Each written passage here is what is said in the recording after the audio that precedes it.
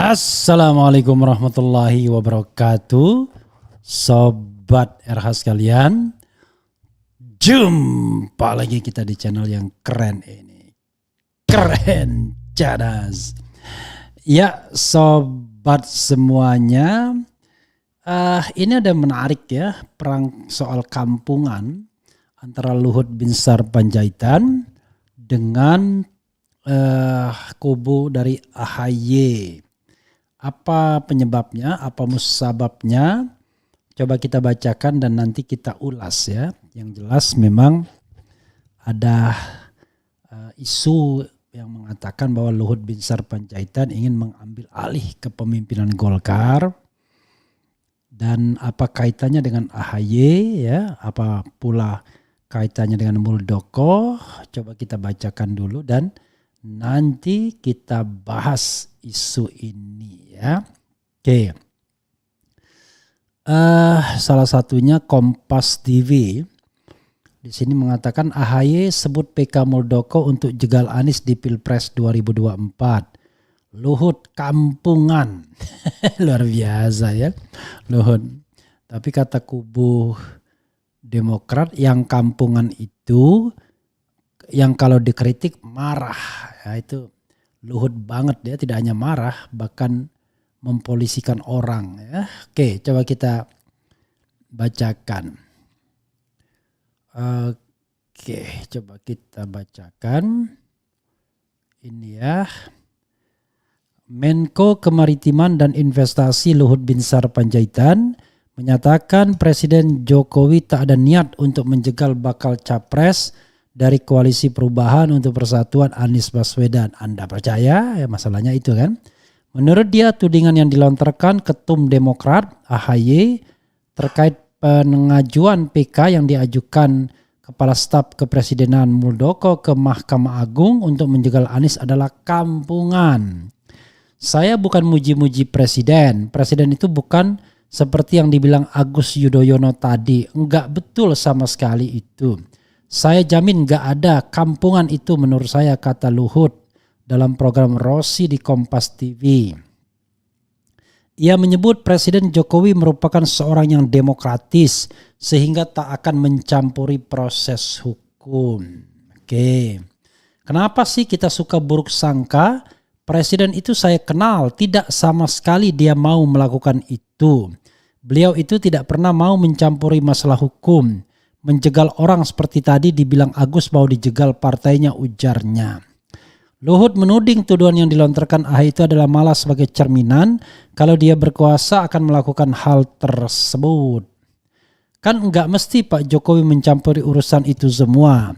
Presiden itu sangat-sangat demokratis, Anda percaya? Saya kenal, jadi kalau ada yang ngomong seperti itu, dirinya seperti itu, kalau dia berkuasa akan jegal orang. Saya hanya cerita yang saya tahu. Sebagai seorang perwira saya bisa katakan itu. Mau jegal apaan? Ngapain mau dijegal? Untuk apa juga dijegal, katanya. Ya, pura-pura gak ngerti dia. Sebelumnya AHY mengatakan pengajuan PK Kepala Staf Kepresidenan Muldoko soal kepemimpinan Partai Demokrat merupakan upaya untuk menjegal Koalisi Perubahan untuk Persatuan. AHY merasa gugatan tersebut tidak hanya bertujuan untuk mengganggu soliditas Demokrat, tapi juga koalisi pengusung Anies sebagai calon presiden. Sebab upaya PK dilakukan kubu Muldoko pada 3 Maret 2023, satu hari setelah Demokrat resmi mengusung Anies sebagai capres. Ia mengatakan sudah memperkirakan langkah hukum Muldoko bakal berlanjut pasca kasasinya ditolak oleh MA pada 29 September 2022. Dan tolong diingat ya kepada hakim yang mau menyidangkan perkara ya, Anda akan berdosa dunia dan akhirat. Walaupun barangkali sebelumnya sudah banyak dosa, itu lain persoalan. Kita manusia banyak dosa ya. Tetapi ini hal pertaruhan bagi demokrasi dan masa depan Indonesia. Jadi ya jangan main-main juga. Dan ini rupanya sobat semuanya ada jawaban dari kubu AHY ya. Jadi Luhut bilang AHY kampungan, Demokrat .2 kampungan itu yang dikritik marah. Jadi oleh di kompas.com ini. Nasional. Jakarta Kompas.com, Koordinator Jubir Partai Demokrat Herzaki Mahendra Putra tak sepakat dengan pernyataan Menteri Koordinator Bidang Maritim dan Investasi Luhut Binsar Panjaitan. Sebelumnya dalam program Rossi di Kompas TV, Kamis malam, Luhut mengatakan Ketum Partai Demokrat AHY kampungan. Ya. Yang kampungan itu kalau dikritik marah-marah karena ini negara demokrasi bukan otoriter, ujar Herzaki. Ia meminta Luhut berhenti menyampaikan narasi yang kasar di ruang publik. Baginya semua pihak boleh untuk memberikan kritik pada pemerintah. Lebih baik ayo kita beradu argumentasi, beradu data, fakta tanpa perlu mengeluarkan emosi, ucap dia. Selain itu Luhut sempat menekankan bahwa Presiden Jokowi tak mungkin berupaya menjegal salah satu bakal capres untuk maju dalam Pilpres 2024. Namun Herzaki mempertanyakan sikap Jokowi yang masih mempertahankan Muldoko sebagai kepala staf kepresidenan. Padahal Muldoko bersama sejumlah mantan kader Demokrat lain masih mengajukan upaya hukum peninjauan kembali terkait kepengurusan Partai Demokrat yang sah. Jadi wajarlah publik menilai Pak Jokowi campur tangan. Kenapa? Karena ada orang terdekatnya masih sibuk berupaya mengambil apa yang bukan haknya, tapi masih terus saja dibiarkan papar dia. Dan satu lagi, yang digugat adalah keputusan Menteri Hukum dan HAM. Aneh bin ajaib ya. Pembantu presiden menggugat keputusan pembantu presiden lainnya. Terakhir Herzaki meminta Luhut untuk memberikan masukan pada Jokowi agar mengganti posisi Muldoko dengan orang lain, ya, orang lain maksudnya. Menurut dia langkah tersebut dapat menghilangkan pandangan publik bahwa Jokowi cawe-cawe atas upaya pengambil alihan kedaulatan Demokrat dari kepemimpinan AHY. Lebih baik Pak Luhut sarankan Pak Jokowi, tolong direshuffle itu Muldoko atau disentil. Jangan ada ganggu-ganggulah, jangan mengambil apa yang bukan haknya, imbuh dia. Ya, sahabat era sekalian, Anda setuju siapa yang kampungan? Siapa yang kampungan antara AHY dan Luhut menurut Anda? Dan yang kedua adalah, benarkah pernyataan dari Luhut bahwa Jokowi tidak mau campuri urusan hukum?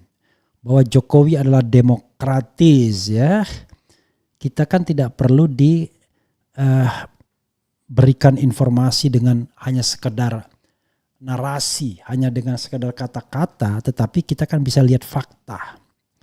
Ya, faktanya seperti apa? Faktanya apakah benar demokrasinya ala Presiden Jokowi itu adalah demokrasi yang kita pahami? Yang kedua, apakah benar dia tidak pernah ikut campur urusan hukum? Apakah benar dia memang tidak ingin menjegal calon apapun, ya? Karena yang muncul ke publik kan tidak demikian. Itu soalnya, ya, sobat RH sekalian. Jadi kita harus fair juga. Kalau saya mengatakan apa yang dikatakan Luhut itu sama sekali nggak benar. Faktanya, ya, secara tidak langsung Jokowi ikutlah campur urusan hukum. Walaupun secara tidak langsung itu soal lain, ya. Tapi dalam kasus Habib Rizik misalnya, dalam kasus Habib Bahar, dalam kasus Syahganda Nainggolan dan aktivis kami lainnya, dalam kasus-kasus yang terkait dengan politik, termasuk juga kasus PK Demokrat ini, masa dia tidak terlibat sama sekali? Atau paling tidak kalau kita bicara perspektif HAM atau perspektif pidana, ada crime by commission, terlibat langsung, atau crime by omission, yaitu pembiaran. Nah, pembiaran itu sudah dilakukan jelas dan oleh Presiden Jokowi, ya. Jadi rasanya enggak lah, ya. Tetapi apakah kemudian memang itu hanya sekedar target untuk melumpuhkan Demokrat atau melumpuhkan Anies? Itu kalau saya sambil menyelam minum air, artinya dua-duanya didapat. Paling tidak sampai sekarang ini orang itu one for sure itu mengganggu persiapan Anies juga. Karena tiba-tiba ada ancaman tidak bisa dicalonkan karena presidensial threshold. Jadi sebenarnya kalau kita to be fair, ya, mestinya Presiden Jokowi melarang KSP. Kalau terus meneruskan niatnya berhenti.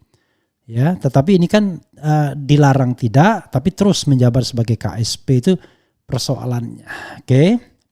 Yang jelas demokrasi harus kita jaga agar jangan sampai kemudian demokrasi ini diredupkan atau bahkan dipaksa dimatikan ya oleh pemerintahan yang terus-menerus menuju ke arah otoritarianisme. Semoga tidak terjadi ya. Sekali lagi otoritarianisme. Semoga hal itu tidak terjadi. Wassalamualaikum warahmatullahi wabarakatuh. Ciao.